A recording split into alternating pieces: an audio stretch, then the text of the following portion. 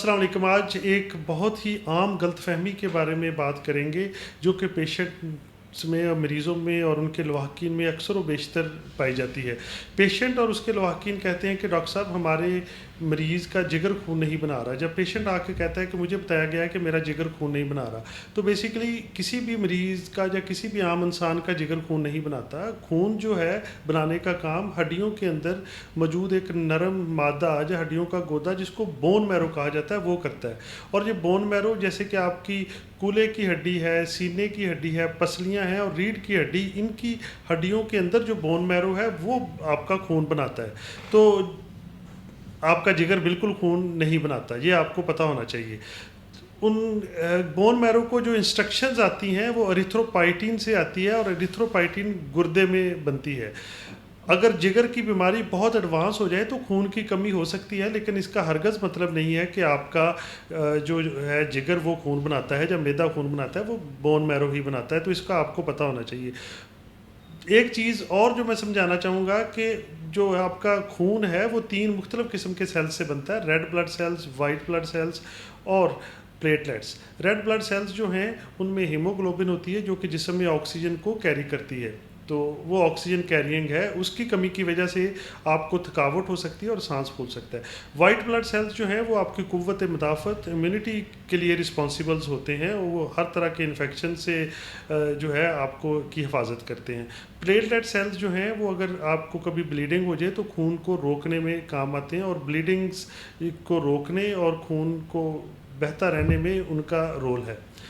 इसी तरह अगर आप देखें कि खून की कमी होती किन वजहों से है, तो खून की कमी उन वजहों से होती है जिन चीज़ों से मिलके खून बनता है, या फिर अगर आपको खून कहीं किसी वजह से ज़ाया हो रहा हो। तो ज़्यादातर खून ज़ाया होने की वजूहात जो मर्दों में हैं, तो उसमें अगर आपको खाने के साथ बवासीर की वजह से या किसी और वजह से खून आ रहा है तो आपका खून ज़ाया हो सकता है। मैदे में कोई अल्सर है या आपकी छोटी आंत या बड़ी आंत में कुछ अल्सर्स हैं या उनसे कुछ ब्लीडिंग होती है तो खून ज़ाया हो सकता है। माहवारी अगर औरतों में ज़्यादा हो जाए तो खून ज़्यादा हो जाता है। इसी तरह ट्रॉमा में या किसी ऑपरेशन में अगर आपकी ब्लीडिंग ज़्यादा हो जाए तो खून की कमी हो सकती है। इसके अलावा आयरन जो है वो हीमोग्लोबिन का बहुत अहम कंपोनेंट है, तो आयरन की कमी से भी खून की कमी हो सकती है। इसी तरह फोलिक एसिड की कमी की वजह से हो सकती है, B12 की डेफिशिएंसी से हो सकती है, और अगर ओवरऑल आपको प्रोटीन कम मिल रही है तो उसकी वजह से भी खून की कमी हो सकती है। तो इसके लिए डॉक्टर कुछ टेस्ट करवाता है जैसे कि CBC, और उसके बाद भी कुछ टेस्ट हैं जिनमें आयरन के लेवल, फोलिक एसिड के लेवल, B12 के लेवल देखने पड़ते हैं, और HB के कुछ इलेक्ट्रोफोरेसिस वगैरह करवाने पड़ते हैं। वो डिपेंड करते हैं पेशेंट टू पेशेंट। तो एक चीज़ जान लीजिए कि आपका जिगर खून नहीं बनाता, और अगर आपको कोई एक सिम्टम है तो उस सिम्टम को डॉक्टर को बताएं ताकि वो तफसील से देख सके। मेरे पास कुछ पेशेंट आते हैं जिनको सांस का मसला होता है और उनका खून होता भी पूरा है, लेकिन वो कहते हैं कि हमारा जिगर खून नहीं बनाता, हालांकि उनकी HB ठीक ठाक होती है। कुछ लोगों को थकावट हो रही होती है और वो समझते हैं कि जिगर खून नहीं बना रहा, लेकिन उनको आयरन की कोई डेफिशिएंसी की वजह से जब ब्लीडिंग कुछ हो रही होती है किसी वजह से, उसकी वजह से उनको ब्लड की वाकई कमी होती है।